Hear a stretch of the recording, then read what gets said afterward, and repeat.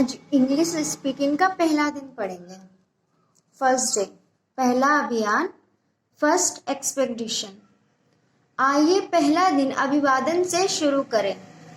भारत में सभी अवसरों पर नमस्ते या नमस्कार कहकर अभिवादन किया जाता है। तो सबसे पहले कैसे किसी से मिलते हैं तो क्या बोलते हैं, ये पढ़ेंगे हम। बोलचाल में अभिवादन के वाक्य। अपने से बड़े रिश्तेदारों व पद में ऊंचे अधिकारियों के साथ उषा काल से लेकर दोपहर 12 बजे तक, मतलब जो भी हमसे बड़े हैं या जो भी बड़ी पोस्ट पे या जो भी हमसे बड़े हैं, उन सबको हम सुबह मॉर्निंग से दोपहर तक, दोपहर 12 बजे तक क्या बोलेंगे, गुड मॉर्निंग बोलेंगे। अगर दादाजी हैं तो उनको बोलेंगे गुड मॉर्निंग दादाजी, गुड मॉर्निंग पिताजी, हम गुड मॉर्निंग सर। तो हम हिंदी में नमस्ते बोलते कि नमस्ते दादा, नमस्ते पिताजी, नमस्ते सर। इंग्लिश में बोलेंगे good morning, good morning, good morning. और आगे जिसको बोल रहे हैं उसका नाम लगा देंगे। ग्रैंड पेरेंट्स है ग्रैंड पेरेंट्स, पिताजी हैं फादर या डैड, और सर। अब 12 बजे के बाद क्या शुरू होता है, आफ्टरनून। तो 12 बजे के बाद लगाएंगे आफ्टरनून। कैसे, दीदी को बोला है नमस्ते दीदी जी, नमस्ते माता जी, नमस्ते बेटी। तो good afternoon grandma, good afternoon mummy, good afternoon dear, या गुड आफ्टरनून डॉटर, कुछ भी बोल सकते हैं। तो ऊपर हमने पढ़ा कि सुबह से लेकर दोपहर के 12 बजे तक हमें गुड मॉर्निंग बोलनी है, और 12 बजे के बाद से शाम 5 बजे तक हमको बोलनी है गुड आफ्टरनून। ये 5 बजे तक के लिए है गुड आफ्टरनून, और 12 बजे तक के लिए है क्या, गुड मॉर्निंग। अब 5 बजने के बाद क्या बोलते हैं, 5:30 बजे के बाद क्या बोलते हैं, गुड इवनिंग, नमस्ते चाचा जी। हिंदी में तो सब चीज नमस्ते ही रहेगी, हिंदी में हम नमस्ते के अलावा कुछ और नहीं बोलते हैं, ठीक है। नमस्ते चाचा जी, नमस्ते चाची जी, नमस्ते बेटा। लेकिन इंग्लिश में गुड इवनिंग आ जाएगा, good evening uncle, good evening aunty, good evening dear.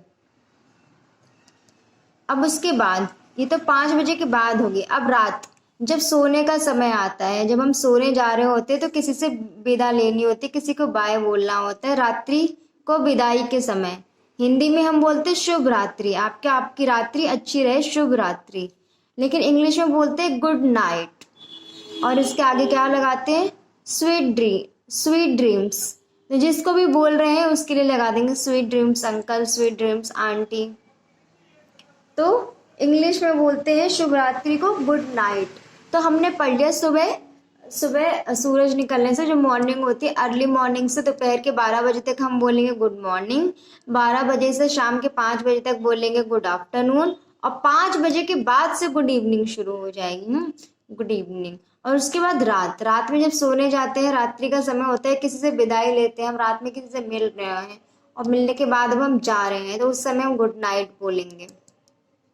अब ये तो समय के हिसाब से हो गया। अब दिन के किसी भी समय जहाँ पे हमें 5 बजे या 12 बजे से कोई मतलब नहीं, कोई भी समय हो रहा है, तो दिन के किसी भी समय क्या बोलेंगे। अगर हम किसी से मिल के जा रहे हैं विदाई के लिए, क्या बोलेंगे, अच्छा सर चलते हैं। अच्छा, हम मिलते हैं किसी से एक दूसरे, तो बोलते हैं अच्छा ठीक है, अच्छा आपसे मिलके अच्छा लगा, बाय। हम ऐसे बोल देते हैं। इंग्लिश में हम बोलते हैं गुड डे टू यू। तो हम इंग्लिश में बोलेंगे गुड डे टू यू। जैसे हम हिंदी में बोलते हैं अच्छा सर चलते हैं, तो इंग्लिश में बातें करते हैं तब जाते हैं बोल के गुड डे टू यू, और फिर हम चले जाते हैं गुड डे टू यू। अब यहाँ पे good morning, good afternoon, good evening, good night से कोई मतलब नहीं, सिर्फ गुड डे बोल दिया। दिन के किसी भी समय से, यहाँ पे सिर्फ दिन की बात हो रही है, इसलिए गुड डे टू यू। अब अगर आप दोपहर में भी मिले तो भी गुड डे टू यू लगाएंगे। भेंट के समय, अब आप किसी से मिल रहे हैं तो हम लोग बोलते हैं आपसे मिलकर बहुत अच्छा लगा, आपसे मिलकर बहुत खुशी हुई।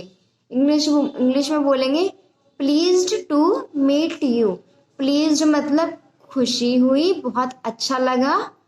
टू मीट मतलब मिलकर, यू मतलब आपसे मिलकर बहुत खुशी हुई। प्लीज्ड का मतलब है खुशी हुई, मीट मतलब मिलना, यू मतलब आपसे मिलकर बहुत खुशी हुई।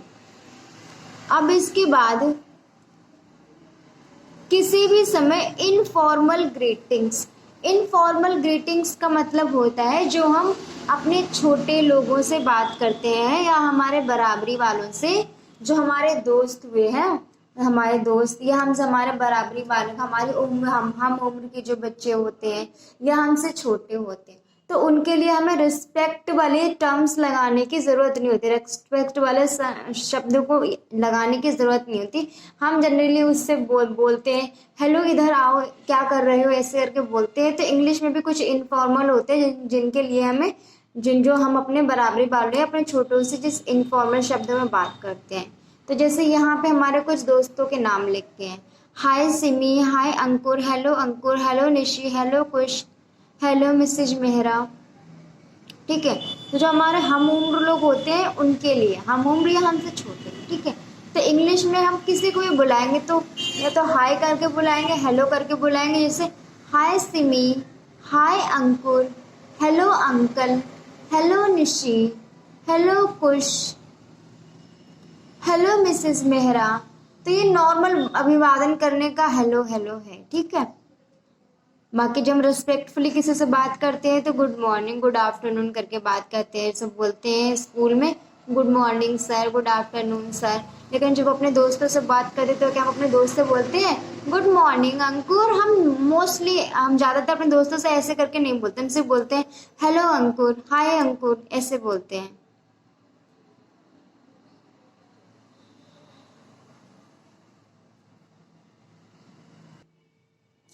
तो अब हमने मिलने का तो पढ़ लिया, जो मिलते समय क्या बोलेंगे हाय हेलो। अब विदाई के समय हम मिलके जा रहे हैं तो अपने दोस्तों से, अपने बराबरी वालों से कैसे बोलेंगे?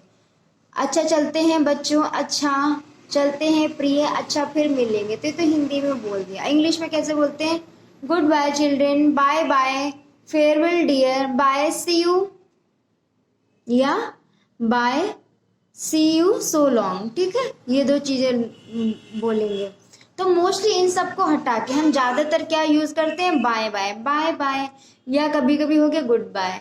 जब हम काफी मिल रहे हैं, अब हमको पता है कि काफी लंबे समय तक नहीं मिलेंगे हम, तो गुड बाय बोल देते हैं। बट ज्यादातर हम लोग क्या बोलते हैं? Bye bye bye. अब कोई विदा ले रहा होता है, कहीं से जा रहा है, अब उसको हमें पता है हम उसको नहीं मिलेंगे, तो उसको बोलते हैं फेयरवेल डे, फेयरवेल दे रहे। जैसे हमारी फेयरवेल होती है, हम स्कूल छोड़ते हैं तो हमको पता है हम स्कूल में वापस नहीं आते, वहाँ फेयरवेल होती है। तो इस तरह से होता है ये सब। तो goodbye, bye bye, farewell, bye, see you, ये सब है। अब यहाँ पे कुछ याद रखने योग्य बातें हैं। जैसे शॉर्ट फॉर्म होती है तो उसी तरह संक्षेप में ग्रैंडफादर को ग्रैंडपा बोलेंगे, और ग्रैंड मदर है तो उसको बोलते हैं ग्रैंड माँ। फादर के लिए डैड या डैडी शब्द होते हैं, यही वही फिर से ग्रैंड मदर को बोलते हैं ग्रैंड माँ।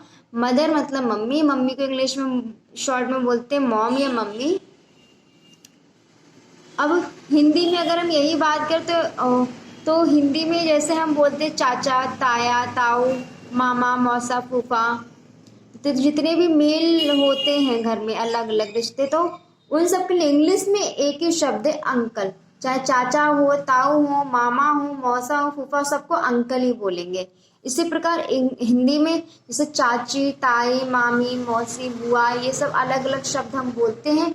लेकिन इंग्लिश में इन सब के लिए एक ही शब्द होता है आंटी, आंटी या आंट, कुछ भी बोल सकते हैं, मतलब आंटी ही होता है, बेसिकली आंटी बोलते हैं हम इंग्लिश में। अब हिंदी में जैसे हमें किसी पुरुष को सम्मान देना है तो हम सर का प्रयोग करते हैं। आदर सम्मान के लिए हम सर को लगा देते हैं। और ऐसे महिला के लिए आदर जब हम देते हैं तो उनके आगे मैडम लगा देते हैं। तो जैसे हमारे चचेरे, ममेरे, मौसेरे या फुफेरे या भाई बहन, किसी के लिए भी हम सिर्फ कजिन शब्द का प्रयोग करते हैं। हिंदी में बोलते हैं कि ये मेरा चचेरा भाई या बहन है, ममेरा, मौसेरा या फुफेरा है, ऐसा है। लेकिन इंग्लिश में हम सिर्फ बोलेंगे कजिन, ये मेरा कजिन ब्रदर है और कजिन सिस्टर है। सिर्फ कजिन शब्द यूज होगा इन सब के लिए, जैसे कजिन ब्रदर, कजिन सिस्टर। तो उसी तरह महिला के नाम के आगे मिसेज अगर अविवाहित है तो, और